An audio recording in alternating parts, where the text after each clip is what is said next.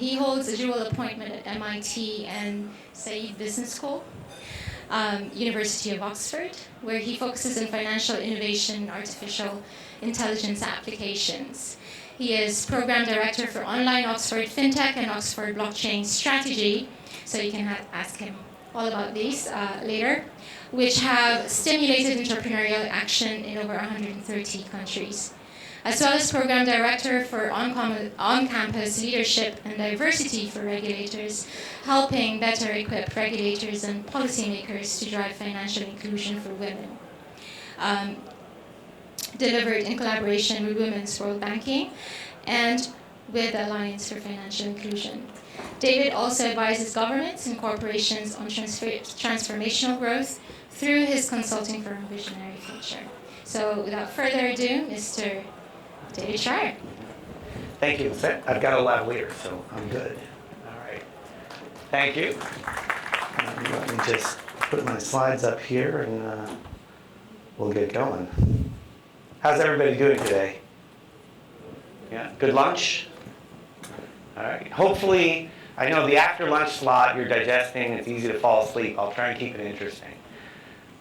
So the session is entitled Digital Identity 101. I'm going to try and go a little beyond 101. So I will provide an introduction to the basics of digital identity, but then I'm going to try and take things further and get into some more advanced solutions and even some cutting-edge research that's coming out of academia about what identity could look like in the future. So first of all, of course, we need to understand, why do we need a better identity? You know, what's wrong with the identities that we have? Well, for one thing, 3.5 billion people in the world are either unbanked or underbanked. And part of what causes that to happen is failures in the identity system. So credit, your credit history, that's an identity attribute. That's an identity function. There are many other identity functions as well, but part of why nearly half of the world's population is financially under-included or excluded entirely is because of failures in the identity system.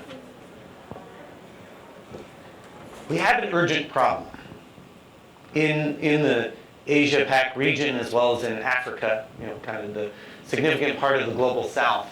We need to create 600 million new jobs in the next 15 years just to avoid widespread famine. Okay? We have a significant problem. We need to create more jobs. 4 out of 5 new jobs are created by small businesses, SMEs. This is good news, but 95% of the world's SMEs are underbanked or unbanked. And again, one of the problems is that corporate identity is horrifically bad. A long time ago, I did some work with Dun & Bradstreet. I created a new division for them. They are kind of the dominant provider of corporate identity, and they're bad. They're terrible. There are efforts to try and augment or replace them. The LEI, the Legal Entity Identifier Initiative, but it's not at the scale it needs to be. So even if we look at the realm of kind of corporate identity and SME finance, we still have failures in our identity system. One of the major issues I hear when I talk to financial services companies about dealing with, providing, loans or banking services to SMEs is the UBO problem, the ultimate beneficial owner problem. And suddenly we're back in the realm of personal and individual identity. When we do get identity information together about people, we've done a terrible job of securing it. All of these organizations have been hacked. Earlier this year, 540 million user profiles and passwords and personal information were stolen from Facebook. So the Aadhaar project in India, very noble ambition. Let's get everybody in India included. 1.2 billion biometric profiles were created. Unfortunately, they were not well secured. There was inadequate cybersecurity. They were all stolen. So if you would like to buy an Aadhaar profile, it's about £5. You can buy it on the dark web. we've done a terrible job of securing our personal data. And once these identities get stolen, they get weaponized. So my country, the United States, suffered from a significant problem in this area. Just out of curiosity, does anyone happen to know how many fake news impressions were delivered in the U.S. presidential election in 2016? For those of you who are identity aficionados, no? There's 1 billion impressions delivered to 150 million voters. That's just about everyone who votes in the U.S. Everyone who votes saw some fake news. And those impressions were targeted because the hackers were able to extract personal identity information and build profiles and then do social media targeting. And you know, this kind of weaponization and commercialization of personal data has had a terrible effect on democracy. So, you know, before Facebook came along, and again, just using the US as an example, there was a common middle. If you wanted to run for president, you had to appeal to the swing voters in the center. The phase change happened when Facebook came along and fragmented the dialogue. There was no longer a common discourse. And a lot of that was happening through targeting and fragmentation around personal identity. We're also doing a terrible job, now going globally again, of handling crisis. When we have refugee migration, whether it's due to natural disaster or due to economics, the identity function falls apart. There are 89 million people right now in the world who are refugees of one sort or another, at the absolute bottom of the pyramid, dispossessed. And their identity documentation frequently gets lost or stolen, or you wind up in situations where, you know, you have to sell your papers in order to buy food or transportation. Now you've lost your identity. These existing systems of identity that we grapple with are broken. So how did we get here? Well, let's go back to 450 BCE, where King Artaxerxes I of Persia gave some, you know, parchment scroll to the prophet Nehemiah so he could travel under the protection of the king. And that's the same technology we're using today. We have not really updated our identity technology in over 2,000 years. So how do we get our identity? Well, first of all, we're born. And then our parents swear to the doctor, yeah, this is my kid, I promise. And then the doctor tells the government, oh, the kid belongs to these parents, and they fill out a piece of paper. And now you've got your government-issued identity credentials. That's how we originate identity truth today. But let's think a little bit about kind of what identities we have. Right? So when we're in a work environment like this one, we probably present ourselves a certain way, we talk a certain way, we dress a certain way. When we go shopping, we probably present ourselves a little differently. When we're going out at night, we might present ourselves yet another way. When we talk to our doctor, we may have yet another sort of presentation and discussion of ourselves. All of these are personae, or a singular, a persona. I have one persona for work, I have a different persona for how I talk to my doctor. These are different aspects of our identity. But our existing systems of identity don't do a good job of reflecting these. So I spent some of my time with the Massachusetts Institute of Technology. MIT likes to talk a lot about mens et manus as its educational philosophy, mind and hand. We're going to take ideas and put them into action. So right now we're going to do a little identity exercise. So think about one of your personae. You can pick anyone. It doesn't have to be one of the examples that I gave, but just think about one of your personae. Think about how you describe that. how do you present yourself in a given context? What are the dimensions? So, I want you to turn to your neighbor. We're going to take 5 minutes. And so, you're going to describe one of your personae. Could be, your hobby, whatever. Describe one of your personae to your neighbor, and then you're going to switch off, and your neighbor will describe his or her persona back to you. Okay? So, take 5 minutes right now.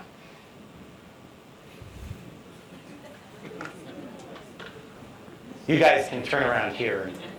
And, if there's no one sitting directly next to you, sort of turn behind you.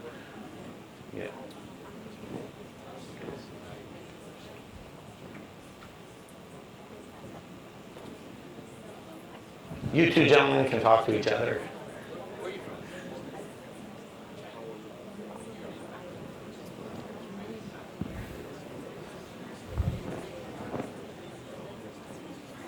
If you're a single person, you can go into a triplet.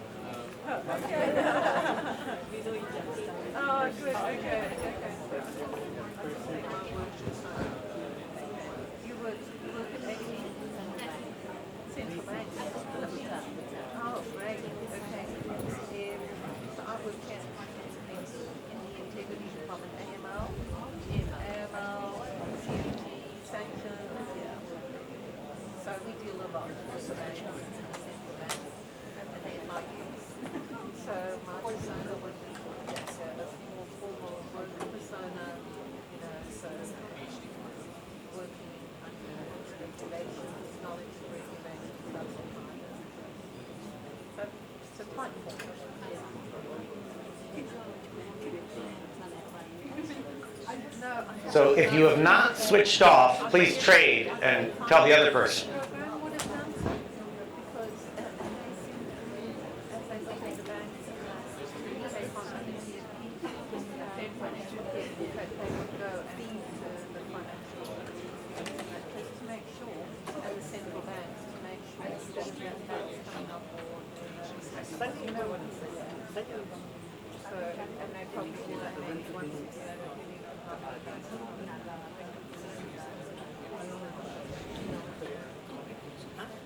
Have you never met anybody from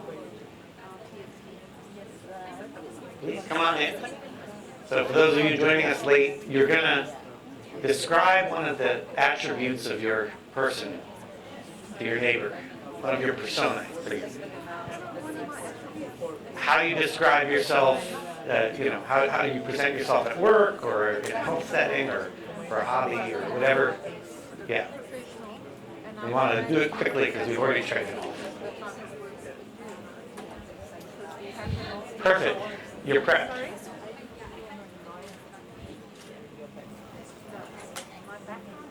Okay, 30 more seconds.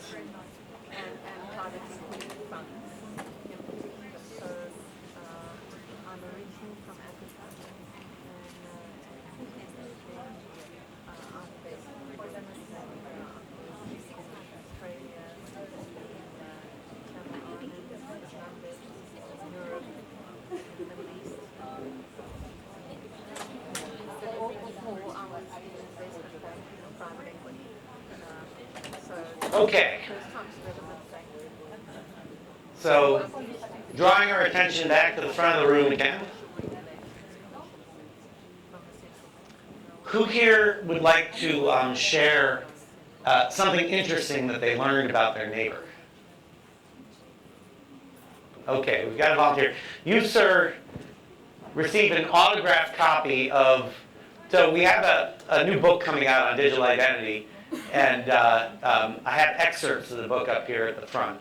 And so you get an autographed copy of the excerpt as the first volunteer. All right, so what was something interesting you learned about your neighbor?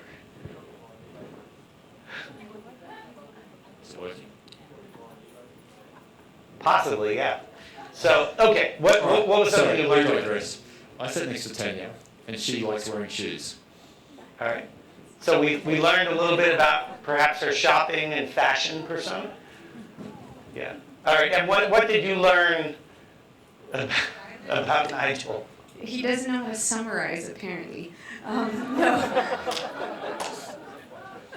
No, what I learned from this guy, apparently he likes going to the gym, Okay. but he goes around bringing a towel to protect himself from everybody else's sweat stains. All right. So he is germophobic in his exercise affect. Okay. Good. Anyone else? Other? Yep. Back there. Okay, so I learned about, I'm terrible with names, but my neighbor, he's a professional, he likes to be on time, he doesn't like to micromanage, and everything else you can hear about being professional.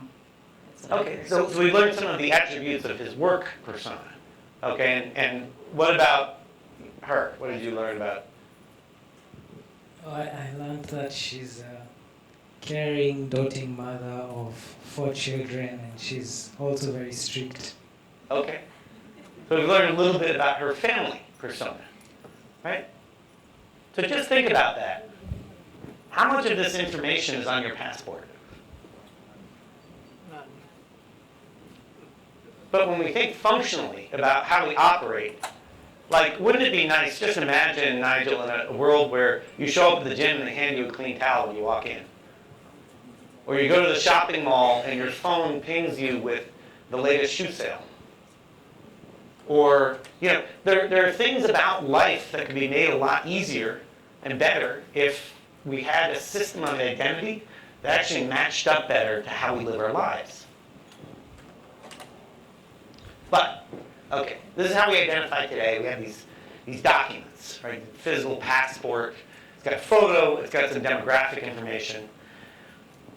Even when we've tried to upgrade the ID card, they put like an EMV chip. This is becoming more popular in these national identity cards. Hackers have figured out how to hack the EMV chip and replicate them. You're still dealing with a physical token. It's centralized. It's forgeable. And it's very analog and static. Right? It doesn't do a great job of adapting to how we actually think of the persona exercise we just went through. It still doesn't do a great job of adapting to that. Now we go online, and we've kind of repeated the sins of what we do offline. Right? We get a user ID and a password as a way of identifying ourselves. Sometimes there are a few other things like machine ID or challenge questions or something. Usually challenge questions have terrible data. So for example, one method of applying challenge questions, you're trying to log into a website, and it starts asking you some questions about, which one of these 3 addresses did you live at in the last 10 years? Invariably, the databases that are being gathered about me and sold have gotten corrupted. And they've mixed my file up with other people's files. And so they're always like insisting that I lived somewhere that I did not live. Sometimes they confuse me with my sister. So it's like, her first name is not David. But they can't even get first name and last name match correct for the data. So this led to a New Yorker cartoon. On the internet, no one knows you're a dog. This came out in the 90s, back when the internet was sort of new and scary. But our method of identifying people online really has not improved much in 20 years of playing around with the World Wide Web. It creates a huge problem for industry, for financial services, for example. Right? AML, KYC. Private sector is relying on government credentials to sort of handle this compliance around anti-money laundering and know your client. And it's introduced a huge cost. So banks will spend up to 20% of non-interest operating expenses just handling identity compliance. Right? Run the bank cost. And it's growing. It's growing like 5% a year. I mean, this number is already probably should be 21% by now. It's one of the few growth areas in the bank. $270 billion a year globally and counting.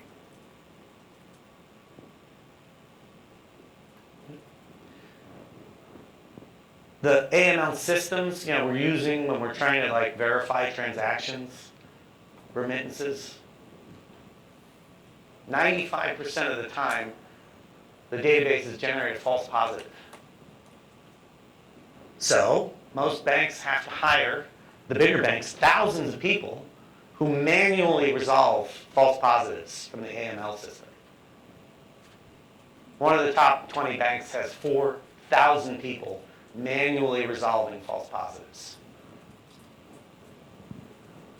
So clearly, we can do better than this. All right.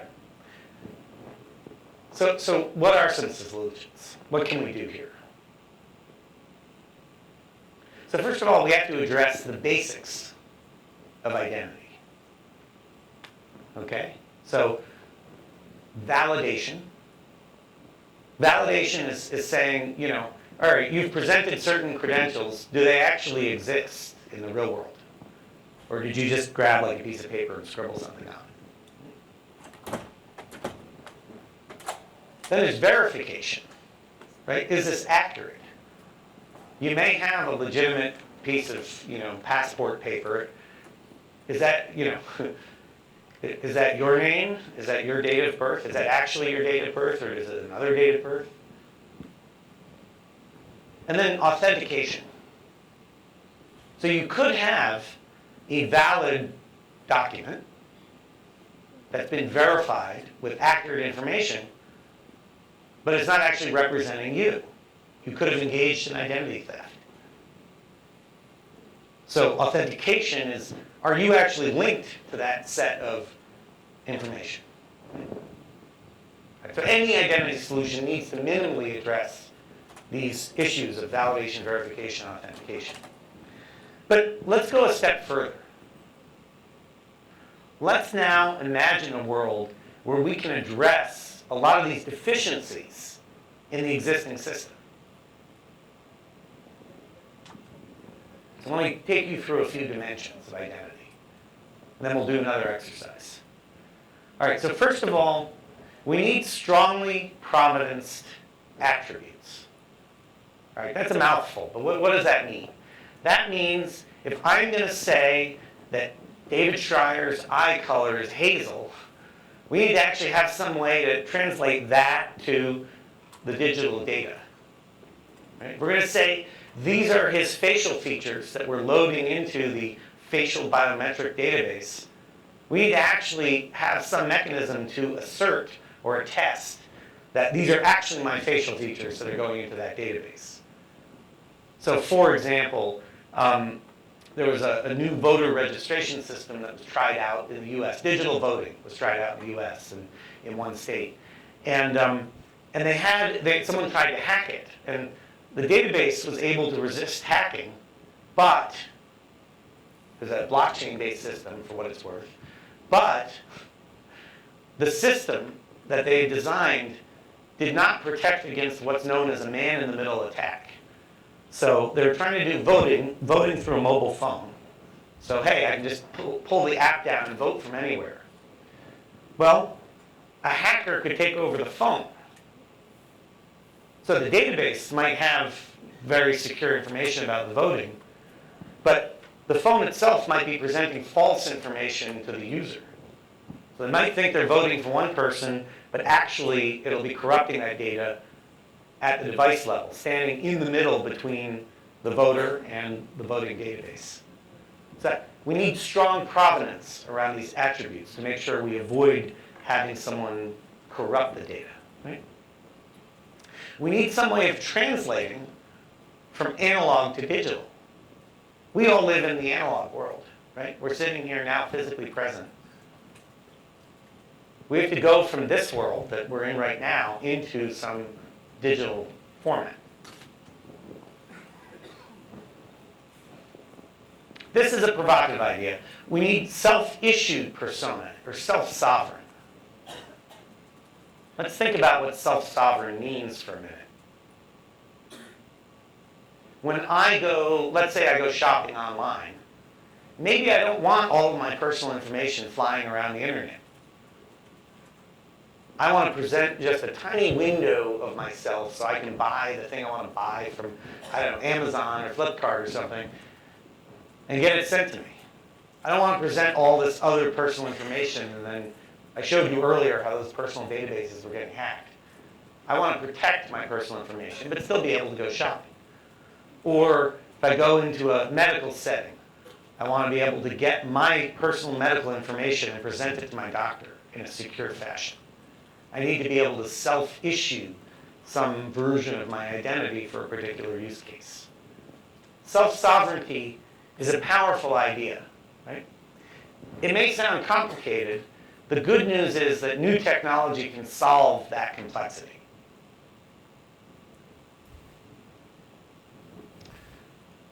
We want to have privacy-preserving verification. I'll go into more detail on that in just a minute. But if we think about a lot of the use cases for identity, I need to get into a building, I want to buy a certain thing, I want to get a new cell phone, I want to buy something online, whatever it is, I want to travel somewhere. There should be ways for us to be able to show that we're authorized to travel without revealing lots and lots and lots of other personal information. And I'll explain how we do that in a minute. And finally, we need a legal framework that supports this. A legal trust framework. It doesn't matter if you have amazing biometric technology if the laws in that particular country that you're operating in don't recognize biometric authentication. I'll give you an example. So in the region, Singapore is one of the leading countries for advanced work in fintech. The government